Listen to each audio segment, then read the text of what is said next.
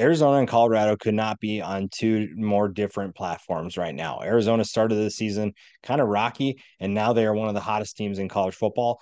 Colorado was the opposite. Started the season really hot, and now they've fallen off the face of the earth. And these are two teams, like I said, in very different situations, but two teams that are very intriguing to watch. And this one's going to be fun. I have a feeling that we could see some fireworks in this game, and Arizona has been putting up some big numbers in the last couple of games. The change to Noah Fafita at quarterback ultimately has been the biggest difference in Arizona's success. Jaden Delora obviously started the year as the starting quarterback, but has struggled one with consistency, but then also he's gotten injured, and that thrust Fafita into the starting role.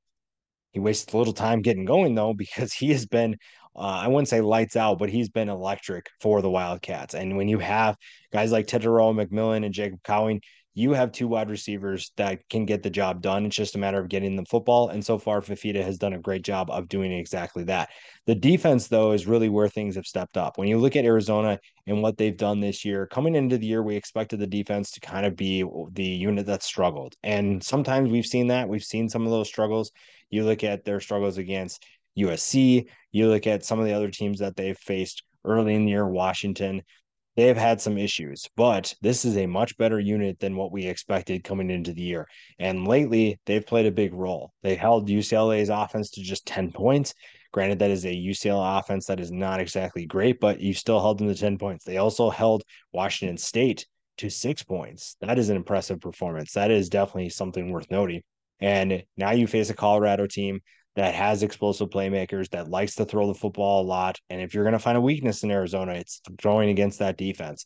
If you're able to throw against them, you'll put up points. But one of the things that they've done well is getting pressure. And Colorado has struggled to protect Shedeur Sanders. And the fact that Shedeur Sanders has only thrown 3 interceptions so far this year is fairly impressive given how much he's been hit, given how much pressure he's faced. And it's honestly going to be fun to see if they can finally get some offensive linemen to protect him, if they can get some playmakers that can contribute to a rushing attack, which has been relatively non-existent.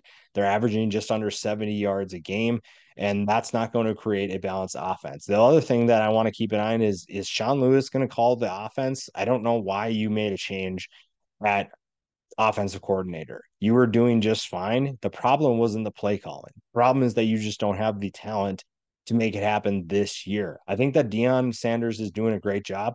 I think that he is on the right track. You just don't have the amount of talent that you need to be a contender in the Pac-12 or to be consistent. The offensive line has been a struggle, and you don't just make a change in play calling because the offensive line is struggling or because you don't have a rushing attack. Sean Lewis was not the problem. And to be honest, it's probably going to be his last year in Boulder. I think somebody is going to take him as a head coach. He did a great job at Kent State, got out of there to be the offense coordinator here, and for whatever reason is getting blamed for the struggles. Last week was not a good performance for pretty much everybody on Colorado. The defense only gave up 26 points, so I guess that's a silver lining of that.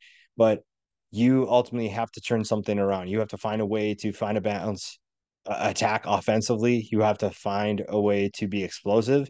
And I don't think taking away the offense from Sean Lewis is the way to do that. That was the one. I think that was one of the only things you had going for you, honestly, is the offense, besides Travis Hunter on defense. But Travis Hunter also contributed to the offense. That was one of the few things that was going right. And you ultimately made a change to something that was working. Yes, there were struggles, but it wasn't because they were calling the wrong plays. Sean Lewis did a great job of putting his guys into position and getting Shedeur into as a good a position as he could and giving him the right plays. It's just that you don't have the talent to execute on a consistent basis when everybody else is more talented you at certain positions. So I don't really ultimately understand that, but it is what it is at this point.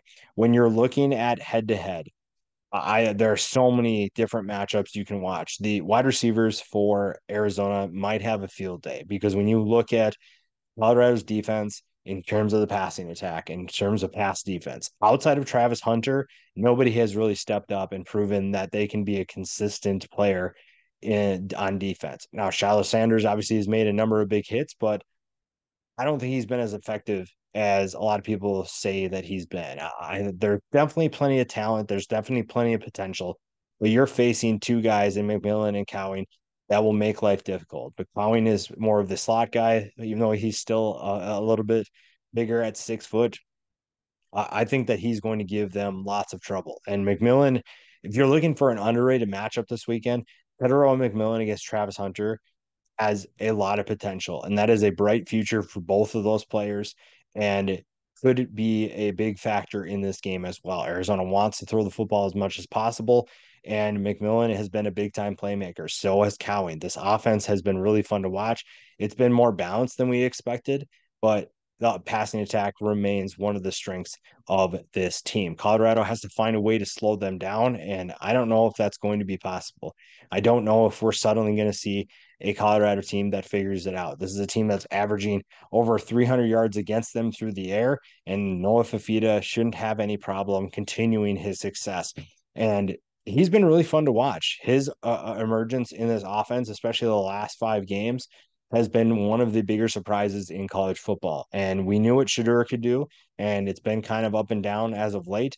But this has the potential to be really exciting. This could be a back and forth game between two quarterbacks that like to sling it, that like to play at a fast pace, and like to throw the ball all around the field.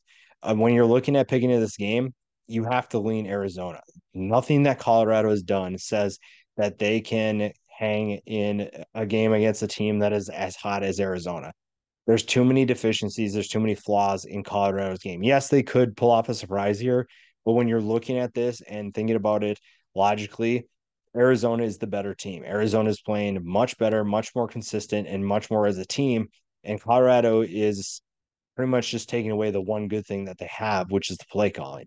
So unless Colorado has something up their sleeve, I'm picking Arizona to win this one and continue their hot streak.